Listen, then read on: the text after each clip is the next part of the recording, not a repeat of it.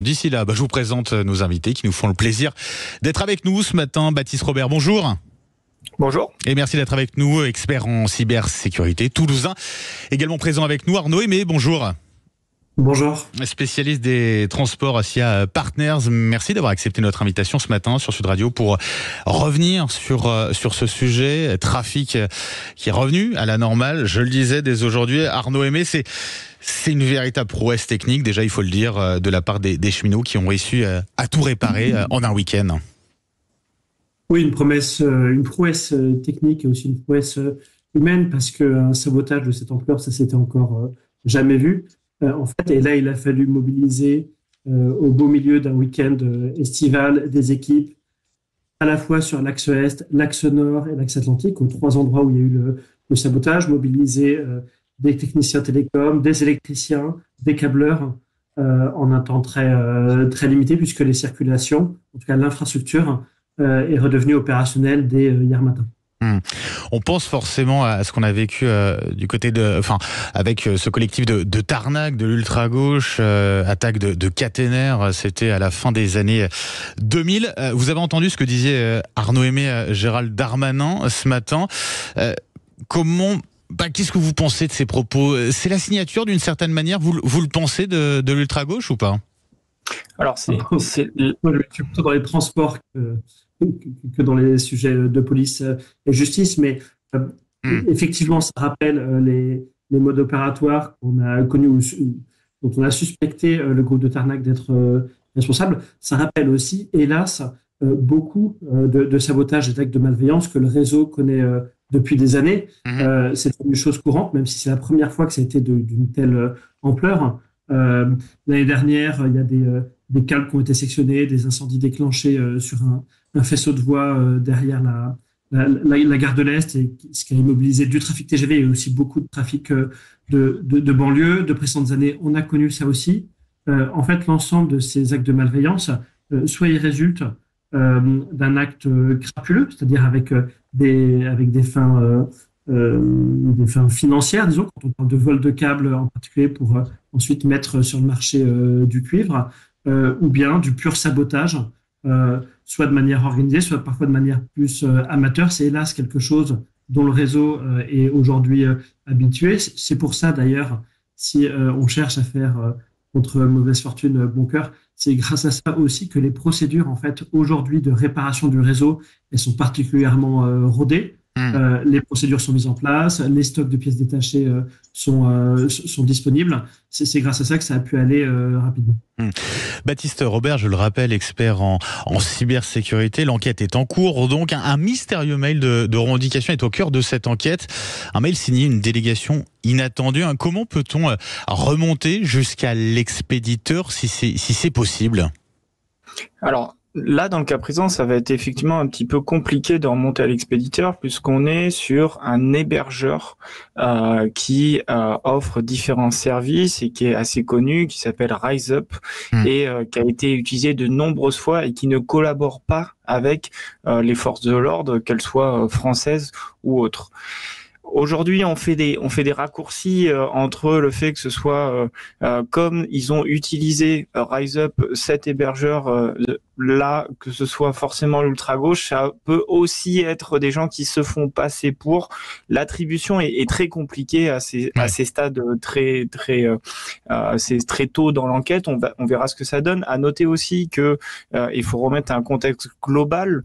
Ce matin, des câbles ont été aussi sectionnés, des câbles Internet ont été sectionnés un peu partout dans quelques endroits en France. Donc on est sur une attaque des infrastructures globales. On est aussi là en plein Jeux Olympiques. Comme vous l'avez dit, effectivement, ça a été coupé à des endroits stratégiques. On est sur des gens qui ont étudié, qui ont préparé. Donc, on n'est pas sur quelque chose d'anodin. On n'est pas sur de l'opportunisme. On est sur des gens qui ont préparé leur affaire. Ensuite, l'enquête fera son travail et les forces de l'ordre trouveront sans nul doute qui est derrière tout ça. D'un mot, Arnaud Aimé, sur cette question-là, très bonne connaissance de ceux qui ont fait cela, très bonne connaissance du réseau SNCF, de ses points faibles également. Est-ce que ça veut dire une complicité en interne a été obligatoire dans ce sabotage ou pas? Comment ont pu s'informer ces saboteurs? Absolument pas. Il n'y a absolument pas besoin de complicité interne. D'ailleurs, la simple évocation de l'hypothèse me semble assez choquante quand on voit comment ce corps cheminot, alors à qui on peut parfois reprocher des choses, mais quand on voit comment ce corps cheminot s'est mobilisé pour faire face à la crise des vendredis et pendant le week-end, c'est assez choquant d'évoquer des complicités internes. C'est ce que j'ai pu lire par endroits, alors sur les réseaux sociaux, bien sûr, à prendre avec des pincettes, mais c'est important aussi de répondre à ces interrogations-là. Oui, non, mais c'était pas destiné spécifiquement, et c'est vrai qu'on a parfois entendu ça. Non, il n'y a pas besoin de complicité interne parce que l'infrastructure ferroviaire, elle est quand même très ouverte, entre guillemets, et c'est vrai que les postes les points un peu névralgiques, c'est-à-dire là où il y a des alimentations électriques et puis plus généralement des équipements de contrôle, soit de la signalisation, soit pour la commande des aiguillages. C'est des points qui ne sont pas non plus particulièrement cachés. Ce pas des bunkers souterrains. C'est des lieux qui sont à proximité, même au bord des voies ferrées. Donc, quand vous êtes voyageur à bord d'un TGV, eh bien, vous les voyez passer en regardant par la fenêtre. Donc, ce pas des endroits secrets non plus. C'est vrai que c'est des endroits qui sont peu accessibles, qui sont en pleine campagne, entre guillemets, qui ne sont pas au bord d'une route, mais qui sont plutôt au fond d'un chemin emprunté par les techniciens SNCF, au milieu de la nature. Donc, ça nécessite pas de complicité interne. Par contre, ça nécessite un certain repérage. Et c'est ce que disait Baptiste tout à l'heure. Ça résulte quand même d'une action préméditée, repérage, et avec bien sûr une organisation aussi pour pouvoir se synchroniser, pour faire ça à 4 endroits. Alors, même s'il y a un endroit sur l'axe TGV Sud-Est où le sabotage a été déjoué par des cheminots, mais ça demande une forte synchronisation. Et cette synchronisation, elle était nécessaire en fait pour avoir tout cet impact. C'est-à-dire que le fait que ça se passe dans la nuit, de jeudi à vendredi, vers 4 heures du matin, de manière simultanée dans les 4 endroits, c'est ça qui permettait de préserver l'effet de surprise. Et ça n'aurait pas marché si c'était une seule équipe qui s'était déplacée d'une nuit à une autre sur différents endroits, parce que les endroits auraient été progressivement protégés par les forces de l'ordre. Baptiste, oui. Si je peux ajouter, au niveau des informations en fait et des éléments stratégiques du réseau, qu'on parle du réseau ferroviaire ou même de réseau de câbles, globalement sur Internet, la téléphonie ou autre, toutes ces informations, il y a beaucoup de choses aujourd'hui qui sont disponibles sur Internet. Il y a beaucoup d'informations qui sont publiques en réalité. La question, elle n'est pas vraiment sur savoir où sont les éléments, mais sur savoir comment sont protégés ces éléments. Et ça a été bien dit, effectivement, parfois on est dans des endroits très isolés où il n'y a pas forcément de monde, pas forcément d'habitation. Et la question, elle est de se dire aujourd'hui comment sur un réseau ferroviaire aussi étendu, avec qui est aussi étoffé, comment on peut ces endroits stratégiques y mettre, je ne sais pas, des caméras, plus de barrières, plus des moyens de réaction afin de détecter quand quelqu'un s'approche. Je pense que c'est la réflexion que devra avoir la SNCF, mais aussi les forces de l'ordre plus globalement, parce que ça implique la sécurité de l'État, en fait, globalement, de dire comment on protège mieux ces points névralgiques du réseau. Arnaud Aimé, réaction à ce que vient de dire Baptiste Robert, est-ce qu'il faut davantage d'investissement concernant la sécurité, tout simplement, de ce réseau SNCF? Alors, je ne suis pas sûr qu'il ait dit exactement ça. Sur les lieux névralgiques du réseau ferré, ils sont déjà protégés. C'est-à-dire que, et d'ailleurs on l'a vu dans les images qui ont été diffusées vendredi, c'est des lieux qui sont bouclés avec des barrières sur lesquelles il peut y avoir des barbelés, sur lesquels il y a, ça se voyait pas aux images, il y a aussi des caméras, des dispositifs d'alarme. Par contre, c'est vrai que sur chacun de ces sites, il n'y a pas forcément des policiers ou des militaires qui sont en faction. Ça c'est vrai. Et là, vous parlez d'une protection par la SNCF sur ces sites qui peuvent être jugés sensibles pour la sécurité de la nation en général. C'est peut-être aussi aux forces de l'ordre de se mobiliser dessus. Par contre, il y a des choix à faire sur où est-ce qu'on affecte ces forces de l'ordre. Mais voilà, il y a quand même un niveau de sécurité de ces équipements. Après, la SNCF toute seule, ou les autres opérateurs ferroviaires dans les autres pays, parce que le sujet dont on parle n'est absolument pas spécifique à la France. Bien sûr. C'est dans tous les pays que les réseaux ferrés ils font des milliers et des milliers de kilomètres de long, ils sont difficiles à sécuriser. En France, il y a 15 000 kilomètres de lignes. Donc, c'est impossible de sécuriser l'ensemble. Donc, l'opérateur ferroviaire lui-même peut mettre en place un certain niveau de sécurité, ses propres moyens avec son propre budget. Pour le reste, il ne peut pas non plus tout sécuriser à l'extrême. Donc, ce sur quoi travaillent les opérateurs ferroviaires, eh bien, c'est plutôt, si on ne peut pas passer à une probabilité zéro, eh bien, à ce moment-là, on cherche plutôt à diminuer l'impact, la gravité, si ces faits-là se produisent, notamment faire en sorte que si jamais ces équipements sont brûlés, les câbles sont sectionnés, etc., que ça n'ait pas d'impact sur la sécurité des voyageurs en particulier. Et là, on a vu que ça fonctionnait très bien. Arnaud Aimé, spécialiste des transports SIA Partners, vous restez avec nous. On poursuit les débats dans un instant avec vous également, Baptiste Robert, expert en sécurité. On revient sur ce débat avec vous au 0826 300 300. Vous prenez la parole pour poser vos questions à nos invités ou réagir au sujet. À tout de suite. Sud Radio. Parlons vrai. Parlons vrai. Sud Radio. Parlons vrai. Sud Radio. Parlons vrai. Lidl. Le Grand Matin Sud Radio, 8h-10h, Benjamin Glaise. 9h26 sur Sud Radio, on poursuit les débats sur ce sabotage massif concernant le réseau SNCF. Vendredi, le trafic est de retour à la normale, mais qui se cache derrière cette attaque? Qui peut se cacher? On continue d'en débattre avec vous, 0826 300 300, et avec vous, Baptiste Robert, expert en cybersécurité. Arnaud Aimé également présent avec nous, spécialiste des transports à SIA Partners. Baptiste Robert, un mot aussi sur l'éventualité d'une ingérence étrangère. On a vu qu'il y avait il y a eu un certain nombre d'attaques, notamment venant de la Russie, cyberattaques, et puis également on pense aux étoiles de David qui avaient été taguées sur certains murs de la capitale. Est-ce qu'on peut envisager, est-ce que cette piste-là est envisageable ? Alors, complètement, c'est-à-dire que si on remet les choses dans son contexte, depuis plusieurs semaines, la France fait face à des attaques, soit des attaques informationnelles. Aujourd'hui, on va parler d'attaques sur le réseau, sur les infrastructures, mais globalement, la France se fait attaquer depuis plusieurs semaines. Alors, les JO sont un événement planétaire qui est une bonne occasion, une bonne opportunité pour les attaquants, quels qu'ils soient, de nous porter atteinte, de porter atteinte à l'image de la France. Mais effectivement, cette attaque sur le réseau, la semaine dernière ferroviaire, cette attaque ce matin sur le réseau Internet ne porte aujourd'hui pas de marque particulière et s'inscrit dans un contexte global. Et c'est ce qu'on peut dire à l'heure actuelle, c'est que toutes ces attaques-là sont très bien préparées, ne coûtent pas cher. En réalité, elle coûte pas si cher que ça. Il faut connaître les points névralgiques, stratégiques, être coordonné au bon moment, quelques personnes et on a un effet maximum. Les étoiles de David, on en a parlé, c'était de la désinformation à bas coût parce que vous faites trois étoiles sur un mur, vous faites monter en sauce ça et puis ça part tout seul. Donc on est sur des attaques qui ne coûtent pas très cher, qui sont préparées et qui fonctionnent aujourd'hui très très bien. Donc on verra s'il y a une ingérence étrangère derrière. Il y a quand même une probabilité. Ce qui est sûr, c'est que les JO sont un réceptacle pour toute personne qui a une cause, pour toute personne qui veut défendre quelque chose, toute personne qui veut porter atteinte au pays. Et effectivement, c'est une très bonne opportunité et un très bon moment pour attaquer le pays qui héberge ces JO-là. Et donc là, dans notre cas, puisque c'est nous qui hébergeons les JO, c'est un très bon tempo pour eux.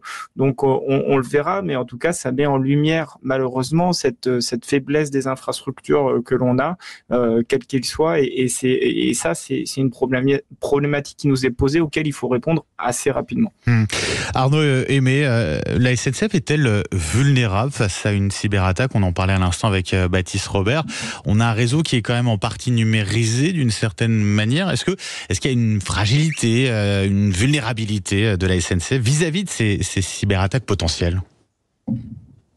Fragilité, je pense pas. Vulnérabilité, évidemment. Tous les réseaux de transport, tout comme tous les réseaux d'énergie et comme tous les réseaux télécoms, présentent une certaine vulnérabilité. Le tout, c'est de le savoir à l'avance, de le mesurer pour prendre des mesures de sécurité qui sont nécessaires, soit pour prévenir. J'insiste encore dessus. Il n'y a pas que la prévention qui compte, il n'y a pas que le fait de dissuader les saboteurs. Il y a aussi, si jamais ces faits se produisent là, et bien que ces opérateurs qui gèrent des réseaux essentiels en France, que ce soit là encore du transport ou autre chose, eh bien, anticipent en se disant, si jamais on est attaqué et si jamais l'attaque fonctionne, à ce moment-là, comment est-ce qu'on fait en sorte pour que malgré l'attaque, eh bien, l'impact et la gravité soient limités, soit en développant des redondances, en développant des plans de continuité d'activité, en développant des plans de reprise d'activité pour que très vite les opérations fonctionnent de nouveau. Donc, l'objectif n'est pas forcément de passer à un risque absolument zéro. Le sujet, c'est diminuer la probabilité, protéger en amont ces points névralgiques, et puis en aval, si ça se produit quand même, eh bien, diminuer l'impact, diminuer la gravité. C'est ça que les opérateurs doivent faire. En l'occurrence, si on revient sur le sujet SNCF, vous avez raison quand vous dites que les opérations sont de plus en plus numérisées. Cela dit, ça fait quand même un siècle que la commande des aiguillages, des principaux aiguillages, elle est électrifiée. Donc, ça fait un siècle qu'il y a quand même une certaine vulnérabilité si les équipements électriques qui alimentent ces aiguillages ou qui alimentent la signalisation sont attaqués. Et donc, ça fait quand même un certain temps aussi qu'il y a des procédures qui peuvent être mises en œuvre dans ce cas-là. Baptiste, Robert, oui. Pour compléter sur ces propos et sur les cyberattaques, ce qu'il faut signifier, c'est que aujourd'hui on a à la SNCF, mais dans toutes ces organisations-là, des gens dédiés sur la cybersécurité. Et lors de la préparation des Jeux Olympiques, notamment, il y a eu un gros effort qui a été fait sur sécuriser, se préparer à cet événement, notamment sur le plan cyber, pour pouvoir détecter. On a parlé effectivement de la redondance, le fait de pouvoir intervenir après l'attaque, qui est un sujet à part entière, mais il y a aussi le fait de détecter le moment où on va être attaqué. Et ça, c'est très important. Et donc, il y a eu un travail quand même où on a essayé de robustifier, essayer de rendre plus robustes nos systèmes de manière, et notamment ceux de la SNCF, mais aussi ceux de la Poste, ceux de tout un tas d'organismes plus ou moins d'État, en tout cas essentiels, et notamment sur le plan cyber. On va au standard, Baptiste Robert, Arnaud Aimé, avec Frédéric d'Arcachon qu'on accueille au 0826 300 300. Bonjour Frédéric. Bonjour Benjamin. Et permettez-moi en introduction je voulais vous communiquer tout le plaisir que j'ai à vous entendre depuis que vous présentez le journal. Franchement, c'est gentil, excusez-moi, franchement, c'est un régal. Bon, cher Frédéric, passons à votre question. Alors, vous connaissez bien la SNCF, vous y avez travaillé 30 ans, hein, Frédéric. Oui. Alors, écoutez, moi, je vais être concis, simple et machin. Bon, je pense que si ça s'est fait, tout a été fait vraiment. Fallait le savoir, fallait le savoir. Vous savez, on n'est pas du tout dans une cyberattaque. Hein. On est simplement une attaque à la pince coupante. Ils n'ont pas eu des. Bien sûr, mais j'envisageais aussi ce risque en termes de cybersécurité. C'est important aussi qu'Arnaud Aimé et Baptiste Robert puissent nous éclairer à ce niveau. Voilà, c'était pour compléter, effectivement. Voilà. Mais là, je vous dirais, bon, si vous n'avez pas une bonne connaissance du système ferroviaire, des câbles, où ça passe, comment ça passe, ce que ça alimente, ils n'auraient pas fait ça si facilement. Il faut, alors, je ne vais pas dire le mot complicité parce que je vais me faire huer, mais enfin, il faut être bien au courant que tout fonctionne. Moi, je partage l'avis de Darmanin là-dessus. Vous savez, il y a pas de mystère. D'ailleurs, regardez, ceux qui ont été dérangés sur le Sud-Est n'a pas été impacté parce que heureusement, ils ont été repérés, mais ils venaient simplement avec une camionnette et des pinces coupantes. Hein. Alors, c'est ça qui est grave. C'est ça qui est grave parce qu'on s'aperçoit, moi je dirais que derrière, honnêtement, je pense qu'il y a un fond politique. Là, on va préparer la rentrée de l'Assemblée après tout ça. Il y a des moyens de pression. Enfin, je pense que tout ça derrière, il y a une entreprise de déstabilisation. Hein. Mais ce qui est à craindre, c'est qu'on s'aperçoit qu'avec pas grand-chose. Pas grand-chose. Ils avaient des pinces coupantes, les gars. Point final. Faut pas se leurrer. On n'est pas paralysé. Donc, paralyser le système comme ça, il faut savoir quel câble couper, parce qu'ils ont fait ça rapidement, hein, ils ne sont pas restés pendant des heures. Hein. Donc il faut être très très bien renseigné. Et vous voyez qu'avec pas grand-chose, on met tout par terre. Hein. Et c'est ça qui est grave. Hein, c'est ça qui est grave. Merci beaucoup Frédéric pour cette réaction. Très belle journée à vous. Arnaud Aimé, vous avez entendu à l'instant Frédéric. Alors sur la question de la complicité, vous avez répondu tout à l'heure. Pour vous, c'est non, archi non. En revanche, sur la question de il faut pas grand-chose finalement pour paralyser le trafic. C'est vrai que ça fait réagir aussi. C'est peut-être inquiétant là-dessus, Arnaud Aimé. Déjà pour préciser ce que je disais ou ce que je voulais dire, en tout cas, moi, je suis pas enquêteur, donc je ne peux pas dire que évidemment il n'y a pas de complicité, puisque j'ai pas fait l'enquête. Ce que je voulais dire, c'est que évidemment non, il n'y a pas besoin de complicité. C'est pas nécessaire. Par contre, c'est de l'organisation, c'est-à-dire de faire des repérages en amont. Ça, c'est effectivement nécessaire, mais les complicités ne sont évidemment pas nécessaires. C'est ça que je voulais dire. Vous avez raison.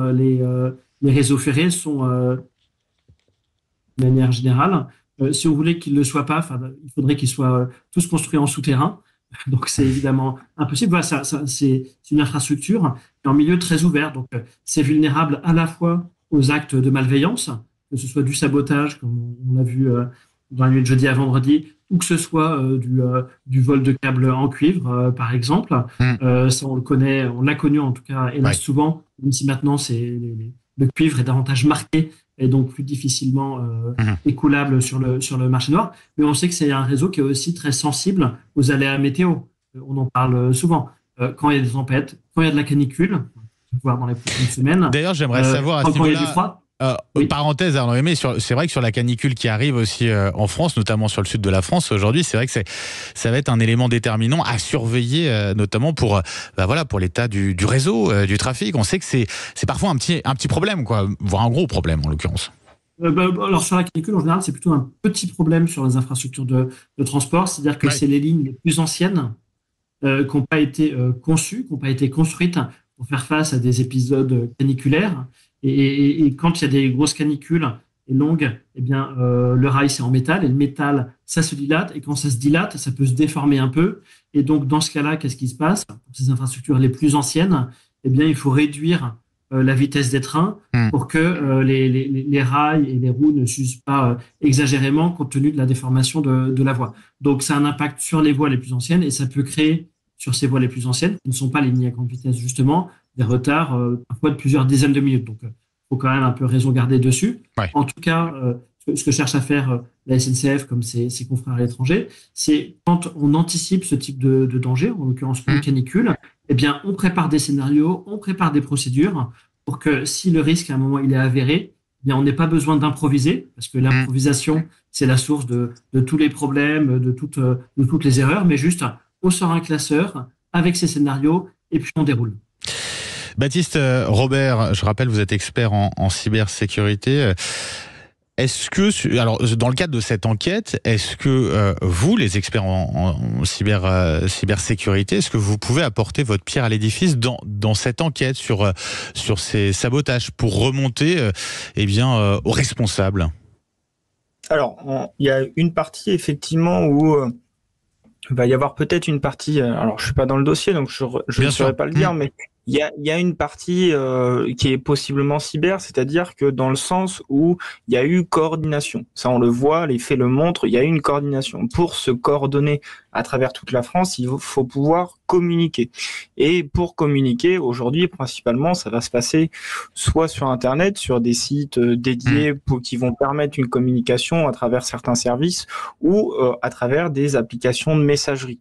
Et donc, il y a possiblement une partie cyber, mais comme l'a dit monsieur au téléphone, il y a effectivement là le point principal, il est que c'est du renseignement, et on voit que le renseignement est d'or, puisque quand vous avez la bonne information au bon moment, en fait c'est capital. Et après il y a une pince monseigneur et 3 allumettes pour aller mettre le feu et couper les câbles aux bons endroits au bon moment. Donc c'est aujourd'hui la partie cyber, et c'est un peu le reproche que je fais à mon domaine, c'est-à-dire que le cyber est important, le cyber est quelque chose d'important aujourd'hui, mais ici on voit que les infrastructures, en réalité, il y a beaucoup plus simple pour en tout cas mettre à mal. Ce qui est important de préciser, et quand on regarde un petit peu à l'étranger, il y a aujourd'hui, par exemple aux États-Unis, une agence qui s'appelle la CISA, et qui protège et qui est là pour parler de la résilience et de la sécurité des infrastructures critiques. Il me semble pas, de mémoire, on a chez nous l'ANSSI qui est en partie sur ce domaine-là, notamment cyber, mais il y a peut-être une réflexion plus globale en France à avoir de dire est-ce qu'on n'aurait pas un organisme qui s'occupe de la sécurité globale de toutes ces infrastructures, qu'elles soient cyber ou pas, en fait, globalement qu'elles s'occupent de la sécurité. Baptiste Robert, expert en cybersécurité. Donc un grand merci d'avoir été avec nous ce matin sur Sud Radio. Merci également à vous, Arnaud Aimé, spécialiste des transports à SIA Partners. Merci pour votre éclairage tout au long de ce débat et vos précisions.